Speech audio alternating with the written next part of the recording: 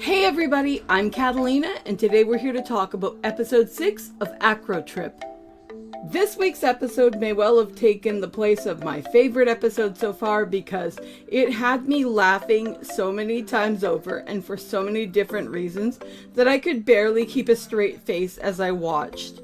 The setup for the episode is that the evil organization has decided that Chroma is no longer fit to be the mastermind and that he is going to be replaced. And of course, Chroma is completely devastated because this is his lifelong dream, and we get a fantastic flashback showing him as a super cute little kid and showing where that came from and how Chroma differs from your average person who wants to become a villain within the context of this universe. We actually see Chroma get inspired to potentially become a mastermind by talking to another little boy in the past, but this little boy that he's talking to wants to become a tyrant and wants to control everything. He wants to climb the rungs of the evil organization and become the leader, because then he'll be free to do whatever he wants. I find this incredibly amusing because, of course, the catch with joining any kind of evil organization is that the first liberty you tend to lose is your own. Most people don't get to become the leader. Now, I mean, this is a comedy show, so I'm not going to dig too deep into that, but it's something that definitely had me going, oh yeah, let's see how that works out for you. But I mean, he was a side character. I liked his design, and I liked how he influenced Chroma. Because then we find out what Chroma's actual deal is, which is that Chroma wants to be paid attention to. Chroma wants to be the center of attention.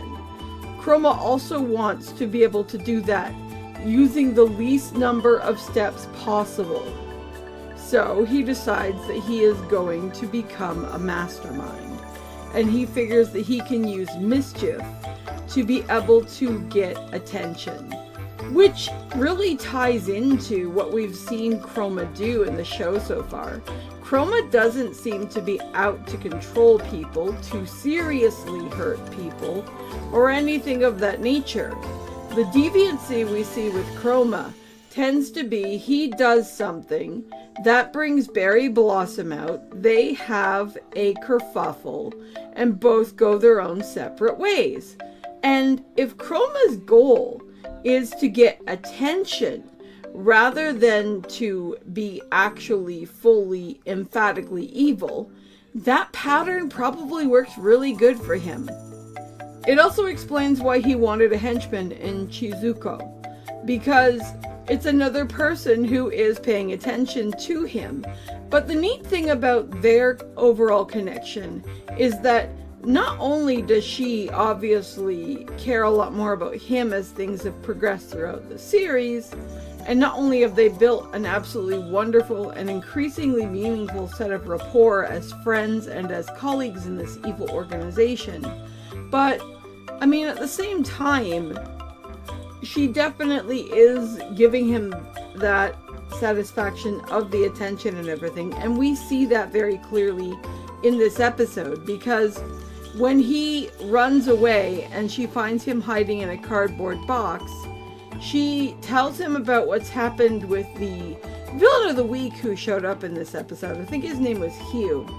And she actually admits that she needs Chroma's help, and she encourages Chroma to fight to take back his position as mastermind. And the way that she supports him here, we actually see him return later, and it's beautiful, and we'll totally get to that because it was absolutely precious. But the gist of the episode is essentially that this new villain has come into town. He's taken Chroma's spot as mastermind, and Chroma and Chikuzo need to work together to do something about that.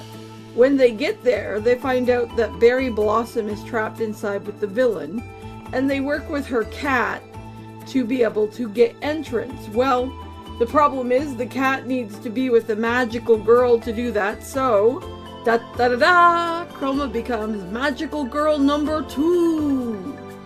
And oh god, I died. The costume, the hair, the personality, it was all fire. I mean, initially I thought it would be Chikuzo doing that, but it wasn't. It was Chroma, and it was freaking hilarious. As Magical Girl number 2, Chroma actually gives quite an amusing performance and is definitely very funny.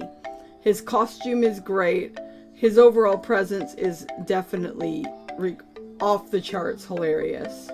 And seeing that he goes about things the way that he does and tries to get involved in everything is really cute. But it's not Chroma who ultimately saves the day. It's actually Chikuzo. And what happens is that the villain actually has a hold of Berry Blossom, gets a hold of Chikuzo, tells all of them that they're worthless. And when he mocks Berry Blossom, Chikuzo, who has ended up with Berry Blossom's wand, loses her fucking marbles, exudes powers that make it so that his mask and his gauntlet literally start to melt off of his skin. He then runs away in horror, with Chroma actually calling headquarters and being like, "Yo, Hugh broke his weapon," which apparently is an absolute no-no within the organization, to the point where the overlord who is like overheading these two in this situation actually hits a button, and Hugh actually gets turned into a fish, making him basically as useless as a Magikarp. Frankly, he's lucky that Chroma and Chikuzo don't wrap him in foil, give him to Berry Blossom, and be like, "Let your cat eat this." That doesn't happen, of course, because this is a cute and very fluffy show, so that really wouldn't work. But the idea that his punishment was being turned into a fish is definitely really funny. When I was reading around on forums, I did hear somebody actually come up with an interesting theory, which was that maybe the cat that Berry has was once part of the evil organization and they failed and they got turned into the cat. I have no way of referencing whether that's true or false, but I thought it was an interesting theory and I wanted to make sure that I did share it because I thought it was very unique. Overall though, I thought that this was a fantastic episode and it was incredibly funny and it was incredibly meaningful. Oh, I wanted to talk for 1 second about the thing that Chroma does that shows how much he cares about Chikuzo, which is when he and Berry Blossom and everyone are dealing with the situation, Chikuzo is like, "I don't want to be the center of attention here," and Chroma, who of course wants to be the center of attention of everything, has a moment where he actually talks to Berry Blossom and stuff as though the stuff was his doing, which would normally be something that would seem selfish or asshole-ish, but which worked really well here because it was literally what Chikuzo wanted.